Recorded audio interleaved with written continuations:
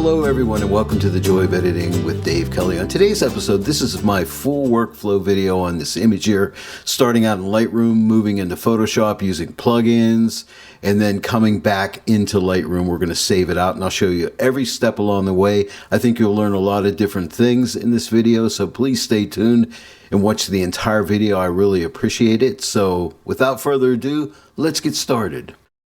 I really like this image. It's really interesting. I love this tree. I love the way these roots are growing over these rocks. I think it's really a lot of fun. So we're starting off here in Lightroom. Let's go ahead and pick a profile here. And let's try my favorites, color and vivid. I'm going to start out with vivid, I think. Let's see what landscape looks like. Landscape's not bad either. Let me start out with vivid. I'm just going to click on close here. And let's click this auto button. I really love what this thing does. It's a good starting point, and I always like to start here. But right away, you can see what an improvement over the overall picture. I think that looks really nice. Let's check our temperature out here. Maybe warm it up slightly. Just a little bit, not much. I think the tint looks really good. Maybe I'll just move it a little bit more towards magenta.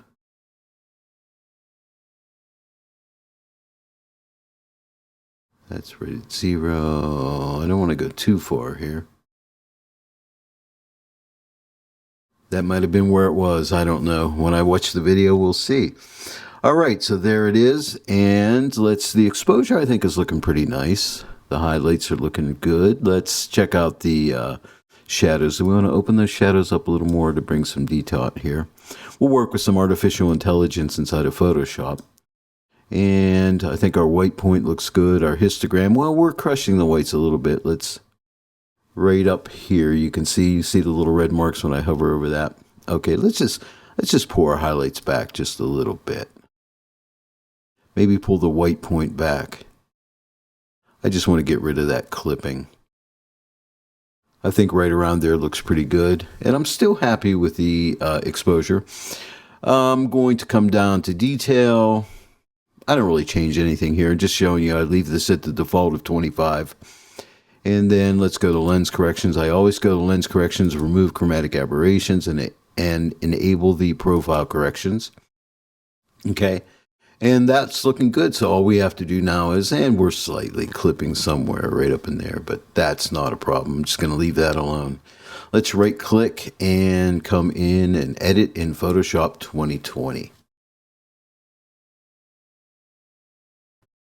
The first thing I like to do is zoom into the image. Now I shot this at ISO 2000, so there's going to be some noise in here. And you can see it. It doesn't show up that much here, so it's not too bad. But I'm always going to run this guy into Topaz Labs Denoise AI, because I think this is the best noise reduction on the planet today. So let's just run this into Denoise AI. All right, and I'm zoomed in at 400% here. And again, this was shot at ISO 2000. Let's look at the before. There's the before, but look how it even sharpened it up too. Isn't that amazing? And I think that looks good, and I think we're just going to accept it right there. That's an auto, and I'm happy with it. Hey, if it's not broke, don't fix it, right? I'll just apply that and we'll come right back into Photoshop. This takes a few seconds here because it is artificial intelligence and it is examining the entire image here and it has to process it out. So it's worth the wait, to be honest with you. It is a wonderful piece of software. If you work in Topaz Studio 2 and use AI Clear, which is a great product as well, it's faster. It's a little bit faster, but this is a little more... It's a little better noise reduction in my opinion. So I always like to use it. And it also adds sharpness too. I mean, I could go into Sharpen AI to sharpen this image up a little bit more if I wanted to. And one thing I did and I messed up on, and that's okay here, but it's not really hurting anything, but I should have duplicated my background layer. So don't forget to do that. I just forgot it, but all is not lost. I don't have to redo it, because I'm happy with the image. So let me just do a Command or Control J to duplicate the background layer, and let's go ahead and run it into Sharpen AI, just because it's a good workflow and I think it's a good idea to do it. I'm just going to use the standard sharpening in here. I don't think I'm going to go and even look at the other modes of sharpening. Now, there's different modes of sharpening we have.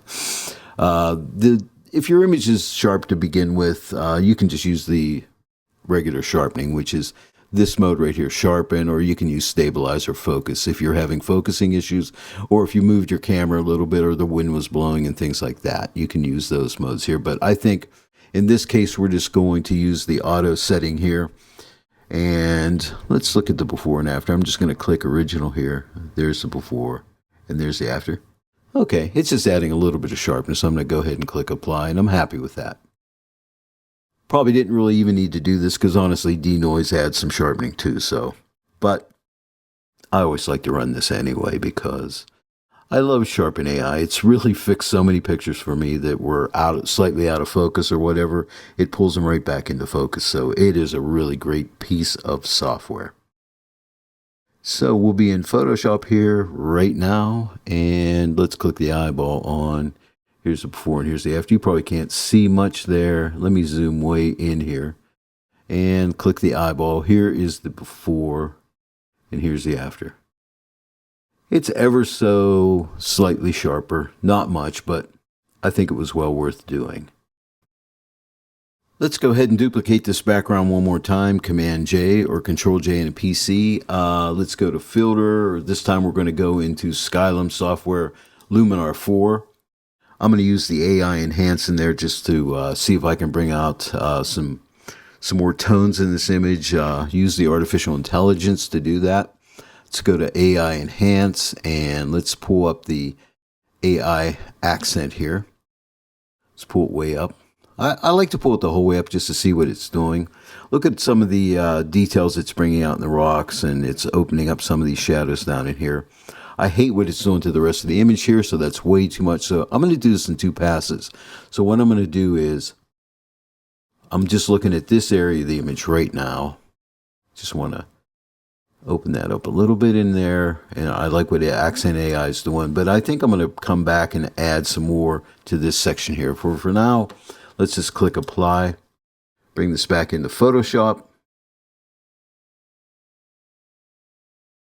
Okay, so let's duplicate this one more time, Command or Control J. I know it's a lot of duplicated layers here, but it's worth it for the non-destructive workflow here. Once I get a point that I like, I'm going to flatten this out. I like to commit and then move forward. So let's go to Filter, and let's come back to Skylum, Luminar 4. This time we're just going to look at the lower portion of the image.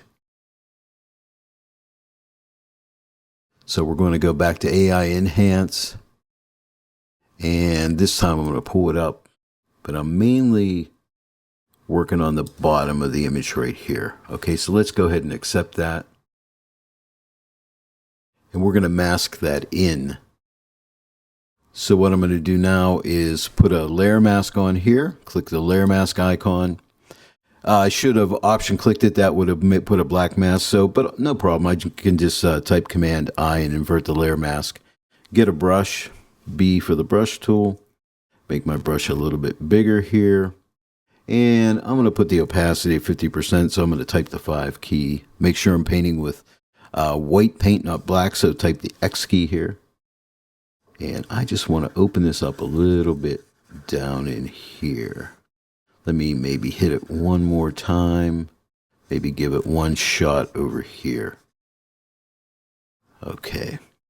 So now, let me pull this opacity the whole way off and then just bring it up slowly. I just want to bring a little bit more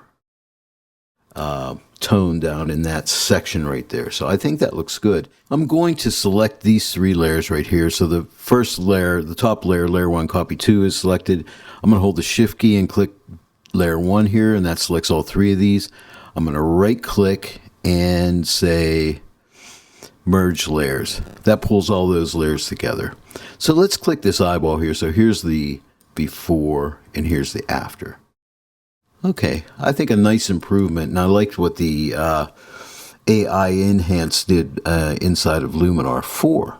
I'm going to duplicate the background layer one more time, Command or Control J. Going to bring it back into Luminar because I really like Luminar 4 actually, and I really like their new AI structure filter. It's really awesome.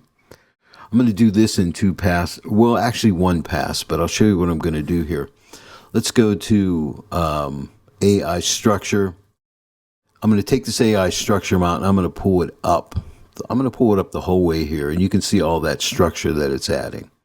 I'm taking it up to 100%, and I'm going to mask this in. I know it looks horrible at this point, but just follow me with this. I'm going to click Apply. This is the way I really like to work with Photoshop and these plugins, so I can mask in my adjustments exactly where I want them. So I'm going to Option click the layer mask and put a black hide all layer mask on there. Make my brush a little bit smaller. I really think the star of the show is this tree. So I'm going to have my opacity of my paint set to 100%. I'm going to type the 0 key to get that there. Make sure I'm painting with white paint. I'm going to be painting over this tree right here, because again, I think it's the star of the show. Make my brush a little bit smaller and come across here. If you overpaint here, it's okay. It's not going to hurt anything. You'll never even see it. Just going to paint over this, down over this. These roots, I love these roots. I think they look awesome. Okay, so that's looking pretty good. Then I'm going to lower my opacity down to about 50%. Maybe paint over this area right in here on this rock here. I want the main attention to be drawn to the tree. Okay, and let's see, maybe take it down to about 30%. Paint over this foreground here. I want the main emphasis to be on the tree. Maybe on these rocks over here, because that rock's slightly out of focus. Let's paint a little bit down in here as well. Maybe hit this with one more little pass right in here. I want to paint these back rocks in a little bit. So I'm at 30%, make my brush a little smaller, and come up this tree here, come up this tree right here. All right, so let's take a look at the before and after. So let's click this eyeball on. Here's the before and here's the after. All right, and I think that looks really nice. And if you went too far, you can take the opacity. Again, you can pull it back and just pull it up. But I think it looks good at full strength right there. I'm really happy with that. Let's pull this whole image together now, and that's Shift, Option, Command, or Control E. That stamps this layer up here. It combines all these layers together and stamps it right here. And now let's work on the color a little bit. So let's come up to Filter and go to the Camera Raw Filter. And we're going to work with HSL in here. So let's go to Saturation. I just want to bring out some color tones here. Let's start out with greens. Let's bump up our greens and just play with these colors and see what they're doing for you. So I do like a little bit of greens in there. I think that looks nice because we've got a lot of moss in these rocks and things. The aquas, there's some aquas back in here, I believe. Yeah, let's pull up some of the aquas here a little bit. Let's bring some color pop to this image. There's some blues in here. Yeah, let's bring some of those blues out in there. I think that's looking nice. Let's check our purples. Not much happening. I'm going to double click this. Magentas I think is good. I'm not going to touch that. Let's go to yellows. Yellows and greens kind of work together in foliage and trees and things like that. Don't want to go too crazy here, but I might just bring my yellows up slightly. Let's check our oranges out. There's going to be some oranges in these leaves here. Yeah, I'm just going to bring a little bit of that up to add a little color there. Let's check reds. Yeah, there's a little bit of reds. I'll bring those up. Now let's go to luminance. And I think I want to pull back the yellow luminance a little bit. Yeah, just something like around there. Let's check our greens out here. And just play with it till it kind of looks pleasing to you. Let's check our aquas out. What if I darken those aquas up? Maybe a little bit. And let's try the blues. Do we want to lighten the blues? Darken the blues? Maybe slightly lighten the blues ever so slight, not much. And the reds and the oranges, let's take the oranges down a little bit. That'll darken those leaves up a little bit. Looking for some contrast and things here. And let's try reds. Bring that back. Yeah, bring that back just a little bit on the reds as well. And let's just click OK. And let's see the before and after. So this is layer 1, so let's click. Here's the before, and here's the after. Just add some nice color to the image, and I think that looks nice. I'm very happy with this image so far, so I'm going to merge these layers down here. Layer 1 down to layer 1, copy 2. So I'm going to hold the shift key down, select all these, right click, and merge those layers. Okay, so again, here's our before and here's our after so far. And I'm going to see if I can bring some extra detail up on this tree here. So I'm going to duplicate the background layer, Command or Control J. And now we're going to launch one of my favorite plugins, and that is Topaz Studio 2. And we're going to work with precision detail inside of Topaz Studio 2. So let's come here and add filter and come down to precision detail. And we can work with small details, medium details, and large details. So I'm mainly looking at the tree. So I'm going to pull up the small details first. Don't want to go too crazy here, but I just want to bring out a little bit of those details. Let's try the boost here and see what that does. Might boost that up a little bit. And let's try medium detail. Bring that up a little bit. How about large detail?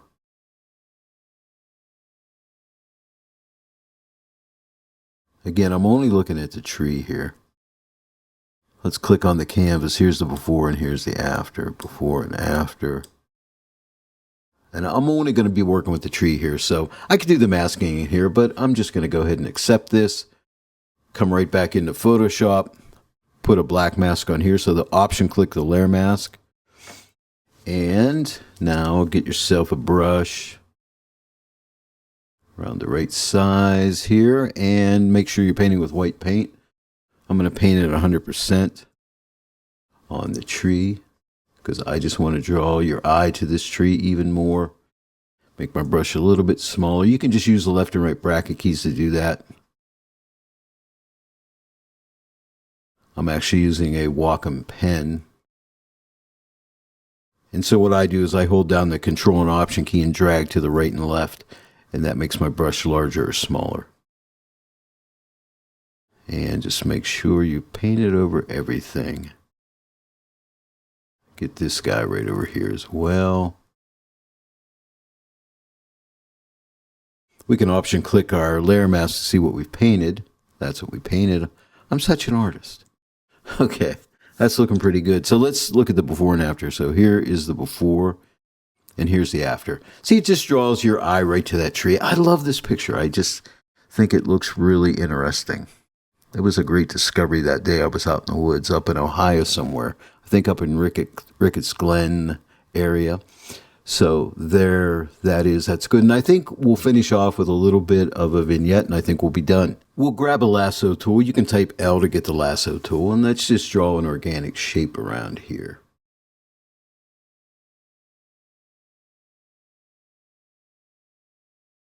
Decide where you want your vignette to be. Something like that. I'm going to use my Tony Kuiper action and click on this TK action here. And let's do a freehand vignette.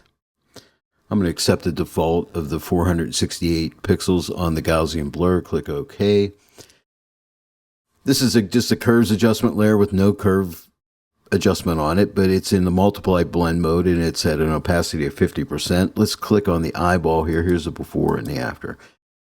And that looks good. It just draws a little bit of attention to the center of the image here. Now, if you felt it was too much, you can back it off. Or if you need more, you can add more. I'm going to maybe, I did like 50. Gosh, I'm going to go to 43. What do you think of 43? All right. if you're all happy with your image, and I really am, and this is just the way I work. When I get something and I like it, I'm just like, I'm done, I'm happy, it works for me. I'm not saying you have to work that way, but that's just the way I do it. If I like what I've got here, I'm just going to flatten this image. I'm just going to click this action here to flatten my image right here. I'm going to hit Command or Control S on a PC. That saves it. So when I go back over to Lightroom, you'll see the image over in Lightroom here. And there it is in Lightroom. Let's turn the lights out. I think that looks beautiful. I'm really happy with that. Well, we're all done. I hope you enjoyed this one today. If you did, please give it a like and share it with your friends. And also, if you haven't yet subscribed, please subscribe and click the bell notification icon. This way, every time I put out a new video, you'll be notified about it. Well, thanks again for joining me today on The Joy of Editing with Dave Kelly. I really appreciate each and every one of you. Until next time, I'll see you right here. Until then, happy editing.